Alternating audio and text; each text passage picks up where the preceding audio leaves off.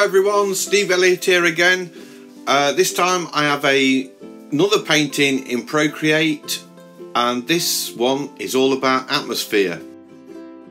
It's a painting of a ukulele player warming up before a gig, practicing a few chords and sitting all alone concentrating, and I saw the moment, took a photograph of it and decided, yeah, I want to do a painting of this. This is a friend of mine. I am actually a member of a ukulele club, and I go along there once a week. Well, not every week, but some weeks I go along and I play a bass uke because I'm into anything bass. And it was a birthday concert for the club, and this particular person was just warming up there, and I thought it would make a nice personal portrait. So I begin by crashing in some pink, very warm pink vibrant colour onto the canvas. Again, this is so I'm not staring at a white canvas. Another reason I crash colour onto a canvas very quickly is half the problem when you're painting is staring at a white piece, a white canvas, a white surface to paint on, and it can be quite scary. So if you cover the whole canvas with a colour, you're taking that fear away. You've already done the damage, if you like. You've got that colour on there, so you're no longer worried about what damage you can do to that nice white surface. And obviously I do it because of the tonal things going off. I want to have a mid-tone on the canvas so that I can judge my tones better as I'm painting. I don't sketch on this one. I go straight in with the painting. I'm really enjoying doing that. It's something I haven't really been doing for very long. I used to sketch out quite intricate drawings, but when I'm doing the oil paintings in Procreate, I like to feel my way. I'm sort of starting with the almost abstract, blocking colour in here, there. As I see, I'm sort of looking at the photograph that I'm working from, and I'm sort of putting in local colour over the whole of the painting and then working into the detail. And here you can see I'm working on the face. It didn't take me too long actually to capture a sort of a rough likeness of the face here. I was quite pleased with it early on, so I sort of get that done. And I'm working on the eyes now, putting in the eyeshadow and using lots of warm pinks and purples. I'm using the artistic brush here, working on the glasses. They took a bit of a time actually, getting the sort of glasses lined up right and getting both the lenses the right size. I had an issue where the lens on the right appeared to be slightly bigger than the one on the left. And then I'm sort of working on the hair. This lady has got a really nice dark hair with sort of quite striking white flicks in it, and I wanted to capture that. That's quite an important feature of her, I think, so I wanted to get that in. And I also find that when I'm doing a portrait, quite often the eyes don't seem to be looking in the same place as they would be on a photograph, and it takes me quite a while to work out what's going off there. And on this one I decided I hadn't painted the tops of the eyelids in, and it was making a look instead of down at the ukulele, more in front of her, and all it was just two brush strokes over her eyelids that solved that problem for me. So I'm going into a bit deeper colour now. As always, I work on a couple of layers. I've got the ground layer in. That is it was supposed to be a complementary colour to the finished colour of the painting, and I did have in my mind that this was going to be predominantly green, with some green seating in there, and in actual fact it didn't end up that way at all. So it was more an analogous colour really that I used for the ground, and that would be a colour that lies next to another colour on the colour wheel. So I've sort of got the ground in as a pink colour, and then the predominant colours that come out of the painting are more sort of purples. So these two colours would probably lie next to each other on the colour wheel. So it still works, it's still fine, but it's not what I initially intended. So I'm working on the ukulele. Now the ukulele I did struggle with quite a lot, and I got this sort of, as you can see now, a bold shape of a ukulele painted in there, and it sort of stuck out of the painting. I've got this sort of very subtle colours going off, and this ukulele was just dominant. I thought I need to knock that back, so I ignored the colours, and you can see I put a light colour on the sort of top part of the front of the ukulele, almost to blend it in with the shirt, and that was really to sort of stop it being the dominant feature that your eye was drawn to in the painting. I wanted that to be secondary to the actual face, which is the important thing.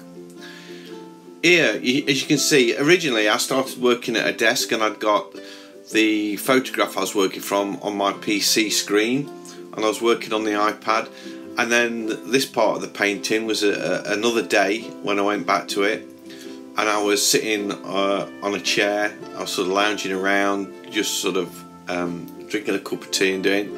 So I imported the photo, or just opened the photo in images, or photographs, photos I suppose you call it, on the iPad, and then split the screen and put the photograph next to Procreate. So I've pretty much finished the painting that way, with the using the photo alongside the painting.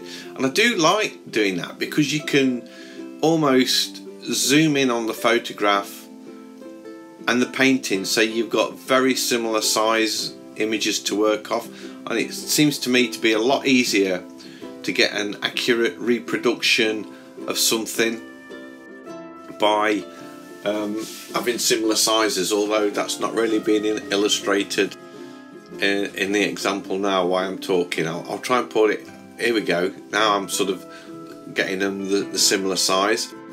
I wanted a fair bit of detail in the background of this painting. I wanted it to be obvious that this person was sitting all on their own, grabbing a quiet moment,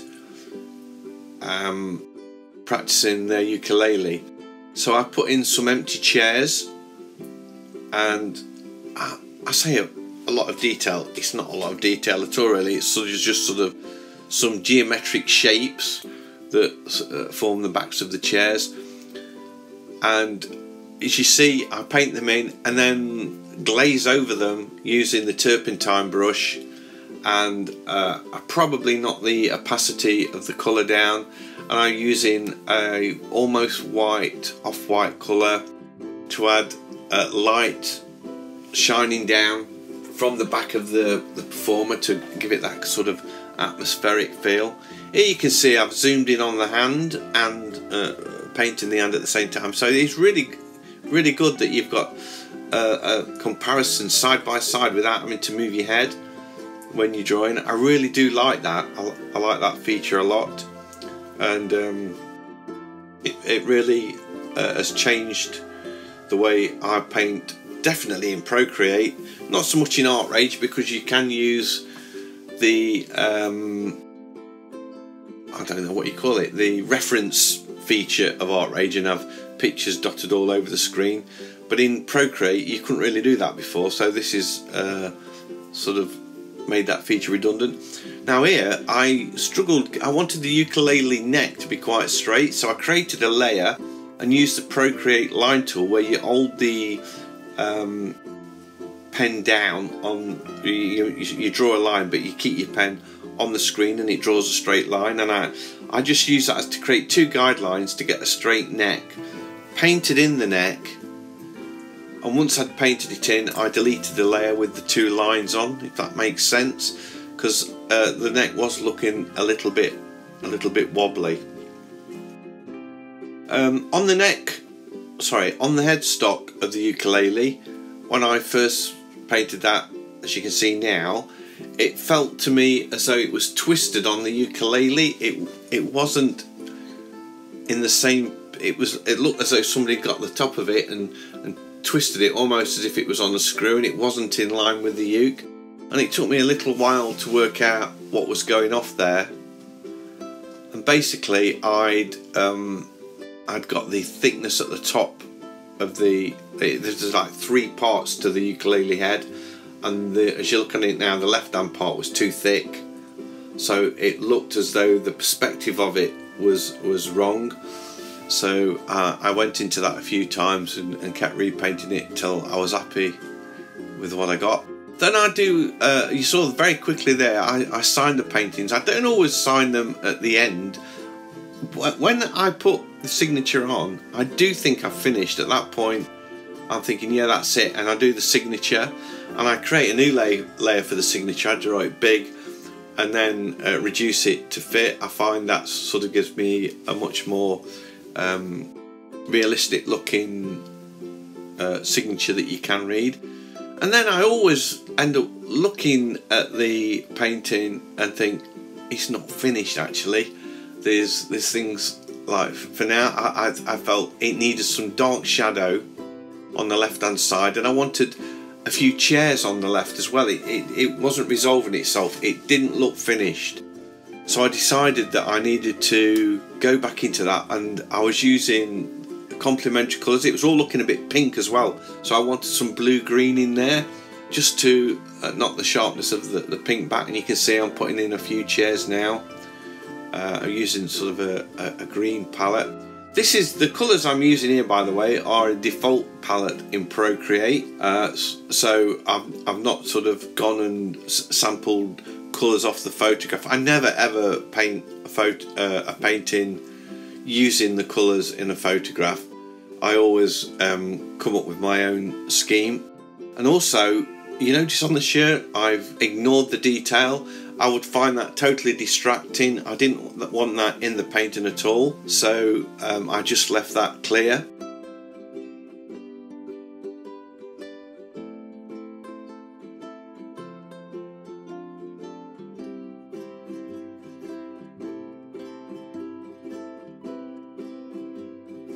I'm just putting in the finishing touches of the painting now, adding a little bit of green into the ukulele to bring that into the rest of the painting, adding a little bit of balance, and that is it. So thank you for watching this video. I hope you've liked it. If you did, a big thumbs up would be appreciated.